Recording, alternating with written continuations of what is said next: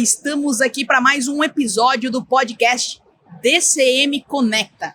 Um podcast que está rolando dentro da feira Glass South America e Esquadria Show. Sim, os nossos apoiadores Clube Casa e Design e AutoCAD Tecnologia montaram aqui um lounge super lindo, maravilhoso para receber bem os arquitetos aqui na feira e fazer esse evento com esse podcast onde traz conteúdo sobre a digitalização da construção civil.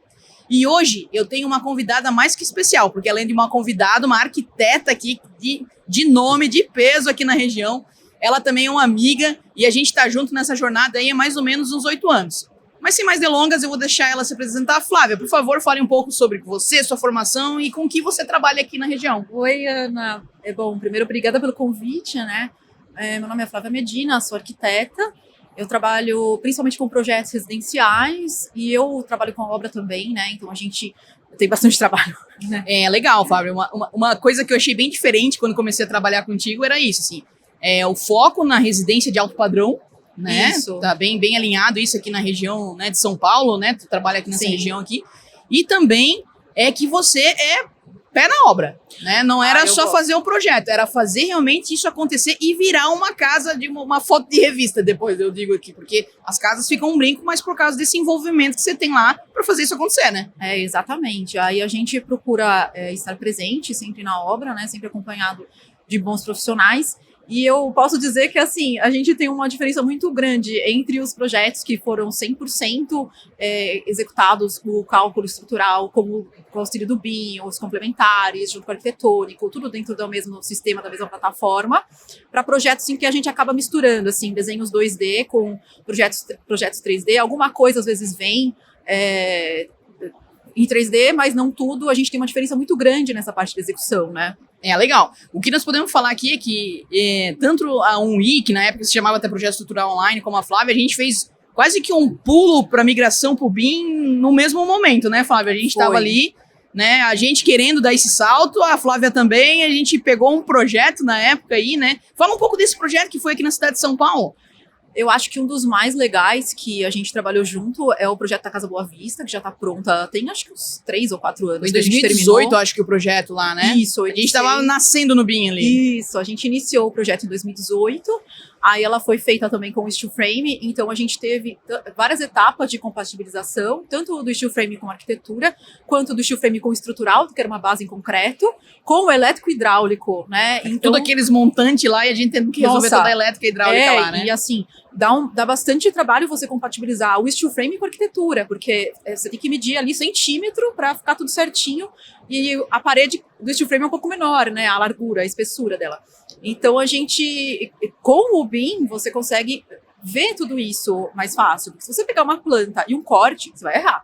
Não tem como você fazer um trabalho de compatibilização perfeito nesse cenário, de tantas interferências, sem ver aquilo que você está compatibilizando, né? Não tem condição. Essa casa, só para o pessoal entender o tamanho dela, o padrão dela que foi, Flávia. Olha, é uma casa de 600 metros quadrados aqui na zona sul de São Paulo, e ela tem uma parte inferior, um pavimento inferior, que era uma garagem com outras dependências, com cerca de 250 metros quadrados, e o restante da residência com cerca de 450 metros quadrados, uma piscina. Então a gente fez um aproveitamento muito, muito legal, assim, do lote. E o sistema construtivo propiciou que ela fosse construída muito rápido. Então, assim, não tinha nada, só tinha a base lá, a fundação e concreto, e de repente tinha uma casa lá, porque o steel frame montou muito rápido. Foi muita inovação junto ali, né? Foi a gente entrando na questão da digitalização do BIM, com a parte de planejamento de projeto, e também de um sistema já construtivo, né, industrializado, rápido, seco, sem tanto resíduo chegando na obra, né? Então foi um grande desafio para tu que acompanha essa obra aí toda, né? Olha, foi um desafio, mas assim, foi um desafio muito legal, porque eu estava muito bem acompanhada de ótimos profissionais. O cliente trouxe um profissional para a obra que era um engenheiro que executou toda a parte da obra, que era uma pessoa fantástica, e o cliente também era, nossa, sem palavras, assim, para ele e a mulher dele, como eram pessoas legais, assim, e como a postura de todos na obra foi sempre de fazer o melhor que pudesse, né? Então, de posse dos documentos, isso possibilitou tirar dúvida, conferir, né? O próprio engenheiro nunca tinha trabalhado com steel frame, então ele foi lá, pôde conferir para fazer a parte elétrica, hidráulica, tudo isso, né? Então foi bem legal. Legal. Tá, e depois, essa aí a gente terminou essa obra, ela virou até, a gente usou ela como case, participou de concursos com ela, foi muito legal, prêmios BIM que estavam rolando, né, foi uma das primeiras obras consolidadas, que ficou pronta rapidamente, quando a gente pegou o uso do BIM. Mas depois disso, né, Flávia, acredito que você teve vários outros projetos de jornadas, e teve algum que você tocou que não era em BIM, para você entender a diferença? Como é que foi isso aí? Nossa, terrível, assim, eu tive uma obra que teve muitos percalços, assim, muito difícil. Às vezes é difícil você resolver, né? E a parte de elétrica e hidráulica, o pessoal não conseguia encontrar na época alguém que fizesse em BIM. Eu acho que foi antes da gente ter uma parceria. E veio projetos que tinham, não dava para ver onde estava o erro exatamente, mas quando chegava na obra, tinha que passar por outro lugar. Aí, às vezes, também mudou alguma coisa de iluminação, e aí a gente teve que ir adaptando. Então, foi muito mais difícil, assim. E a parte estrutural estava resolvida no BIM, mas o elétrico, hidráulico e ar-condicionado não estava. E ar-condicionado também é uma outra parte que... Dá uma dor de cabeça, né? Nessa não deu problema, mas é ruim você deixar isso para resolver depois, porque vai ter um problema para você resolver. Você não dá para você empurrar com a barriga o tempo todo, né? Eu sempre digo assim, ó, a compatibilização, né, ela vai acontecer de qualquer forma. Sim. A obra não vai ficar não compatibilizada. Só que existem duas maneiras. Ou você faz isso na hora de planejar, que é o projeto em si, e leva resolvido para a obra. Ou você vai ter que resolver isso lá na coisa, tipo assim, montar o avião, né? Botar asa com o avião já voando. Exatamente. E isso gera uma dor de cabeça gigante, pode gerar um prejuízo, fora, às vezes, o descontentamento que traz do dono da obra, do cliente que não entende, é muito difícil, né, de trabalhar contigo. E esse valor, às vezes, assim, essa decepção do cliente, talvez não te trazer uma indicação, isso não tem preço até, né? Isso é muito pior, né? E assim, fica o seu nome, né? Assim, gente, eu tenho um nome, eu não posso trabalhar com outro nome, vou mudar de nome para trabalhar? Não tem condição, né? Então, eu sempre tento resolver da melhor maneira possível e, assim, nem sempre a gente consegue resolver 100% nesses casos, né? Teve problema, tive que ir procurando, teve jogo de cintura ali pra resolver. Não, mas assim, ó, eu acho legal que, assim, você teve a jornada do BIM, aí você teve, mesmo posterior disso, obras que não eram em BIM, né? Sim. Mas agora ali no teu escritório, teus projetos, tu dá a opção pro cliente de não ter em BIM pra tu tocar a obra pra ele? Como é que funciona? Olha, tô com um projeto recente que eu tô fazendo, né? Tem dois. Tem um que eu fiz 100% em BIM, que a gente tá fazendo uma casa lá na Quinta da Baronesa, uma casa grande, são 1.200 metros quadrados de área. Então, assim, não dá pra fazer sem... Não dá pra brincar com isso aí, né? E eu tô com outro projeto desse mesmo porte, que o proprietário tem alguns contatos, que ele já trabalhou com projetos complementares, que ele gosta dessas pessoas, porque ele trabalha com engenharia. E aí eu verifiquei que, assim, dessas pessoas que ele trabalha, são nomes grandes aqui em São Paulo, um trabalha com BIM. Então, é um leque de expansão que tem o BIM aqui em São Paulo, que eu acho impressionante. Eu acho que se você montar uma consultoria para atender esses grandes escritórios de engenharia, olha, é um caminho, viu? Porque são pessoas que têm um projeto legal, assim, o projeto, eles têm competência para fazer um projeto todo detalhado, mas eles não sabem passar isso para a plataforma, né? Não sabem como trabalhar em conjunto para que isso tenha aquele resultado que fica mais fácil de compreender na obra. Às vezes o pessoal tem uma impressão muito errada do BIM, né, Flávia? Achando que, assim, o BIM é você comprar um software, uma plataforma e começar a fazer exatamente o que você fazia no CAD lá. Mas não, o BIM é justamente isso que a Flávia falou agora, é uma coisa bem legal. Tu tem que ter a colaboração, tu tem que ter um fluxo de trabalho diferente do que tu era habituado para que ele dê certo. Porque são muitos players numa obra grande de porte, muitas soluções, mas elas têm que estar todas integradas. Eu lembrei o ponto que eu ia falar. Nem sempre o cara que está lá na obra, você passa o dia inteiro detalhando o desenho. Você passa lá, eu fiz um desenho disso, fiz um detalhe daquilo, fiz um detalhe. Você olha, seu desenho tá maravilhoso. Você chega na obra, o cara não sabe ler. Ele nem abriu. Ele nem abriu. O teu desenho tá jogado ali no canto. Você fala, viu? Cola o desenho na parede, né? Faz o negócio direito. Mas ainda assim, fica dúvida para esse pessoal. E se você tem uma plataforma que ele pode enxergar aquilo em 3D, e ele pode acessar, fica mais fácil, né? Nem que seja só a parte estrutural, sem um arquitetônico, que ele pode enxergar todo o traçado ali, para ele entender como que vai ser executado. Nossa, facilita demais. Conferir se o material está certo, conferir o trajeto que está sendo passado, se está ok, principalmente tubulação, né? Então, é uma mão na roda, resolve muito problema. E assim, eu queria desmistificar, Flávia, na cabeça das pessoas, que eu vi que muita gente, arquitetos e engenheiros, vieram falar para mim assim que o BIM, ele é inviável. Ele só é viável para obras grandes. Sei lá, vou fazer um aeroporto, vou fazer um metrô. Aí eu uso o BIM. Senão ele não se encaixa. Eu digo, gente, BIM faz para fazer um canil, se você quiser. Eu acho assim, que se a pessoa começar a fazer BIM com uma obra no aeroporto, ela não vai entender nada. Se ela não sabe fazer o básico, como é que ela vai fazer um aeroporto? Uma indústria? Não tem como. Mas eu acho que às vezes a pessoa se apega nisso para não ter que inovar nessa implementação. O que tu acha, assim, ó, o que tu diria hoje para os arquitetos, né, que estão com que medo desse passo? Preciso ir pro BIM, né? Será que eu fico fazendo aqui, faz sentido eu dar esse passo aqui no meu escritório? Eu acho que depende muito da área de atuação. Eu acho que se a pessoa trabalha só com reformas, tipo, só faço apartamento novo, ou só faço reformas que são pequenas. Eu acho que nesse contexto, o BIM ele pode ser over, porque ele vai ter um excesso de informação que ele vai acabar não usando. E tem que levantar as interferências no local, né? Agora, se a pessoa trabalha com construção nova, casas a partir de 200, 300 metros quadrados, já é interessante, né? Porque são obras que provavelmente a pessoa está contratando só projeto e vai fazer sozinho. Então, quanto mais documento você entregar, melhor você vai entregar e você vai conseguir cobrar mais pelo seu trabalho. Né, que você está entregando a mais. Então, a pessoa que entende, também o proprietário que entende a importância de ter esse documento, ele vai pagar um pouco a mais, porque é irrisório perto de um custo de obra, né? Isso foi uma coisa legal que você trouxe. Quando a gente fez a nossa migração para o BIM, a gente tinha um custo de projeto, a gente tinha um tipo de contrato, a gente mudou tudo isso. Na verdade, até o contrato sobre entrega, sobre etapa de trabalho, tudo mudou. A gente fez uma adaptação, só que ao mesmo tempo a gente também conseguiu rentabilizar melhor lá no escritório. Porque também a gente tinha certeza que estava entregando um trabalho de maior qualidade para o nosso cliente. A gente tinha certeza que a gente estava evitando dor de cabeça e prejuízo para o nosso cliente. E a gente conseguia mostrar isso para eles, às vezes, com exemplo, com cases e tal. E isso fez o nosso escritório, digamos, aumentar até o faturamento sem nem necessariamente aumentar clientes, mas ali dentro da mesma linha, na linha de clientes que você tem. Porque projeto é uma parte muito pequena do custo de obra, né? Não chega a 5%, gente. Com muito custo chega a 5%. Né? A pessoa que olhar para o valor de projeto, ela fala assim, nossa, tá caro, vou contratar mais barato. Gente, não tem noção de custo de obra. Não vai ter a menor noção lá na frente do quanto ela vai despender, que às vezes a porta tá mais cara do que o projeto. A gente tem um lema lá no escritório que a gente fala para os nossos clientes, quando eles estão em dúvidas, assim, né? A gente fala assim, ó, tem que fugir do projeto barato.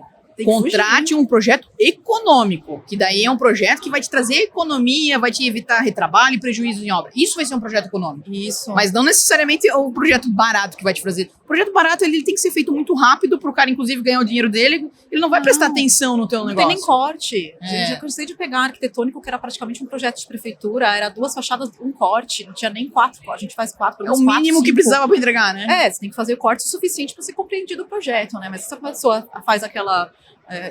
tá fritando pastel em vez de fazer projeto, não dá, né? Então, não tem condição. Legal. E outro ponto que eu queria levantar é assim, o BIM ele se torna mais interessante quando você consegue incluir todas as disciplinas nele, né?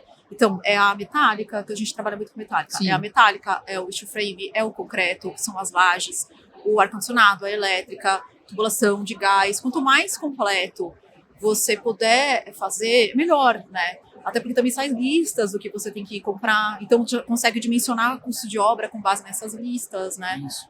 É que, na verdade, se tu contrata uma disciplina em BIM, não existe o BIM em uma disciplina. É muito difícil. Porque a compatibilização desse cara, por mais que ele use uma plataforma, ele vai estar trazendo uma sobreposição 2D de CAD dos outros. Vai, né? Que é o problema que eu tive. E aí, encontra alguns clashes, né, digamos, mas assim, nem de perto o que vai encontrar na obra depois. Tem aqueles clássicos, né, que é tipo interruptor dentro de pilar, não é? Uns clássicos, assim, tubo de esgoto que não passa embaixo da viga, sabe? Que não dá vários pontos, né? Hidráulica, elétrica e tudo no mesmo local. Se eu puder dizer os top erros de projeto, esgoto o que mais tem, né? Assim, é difícil, né?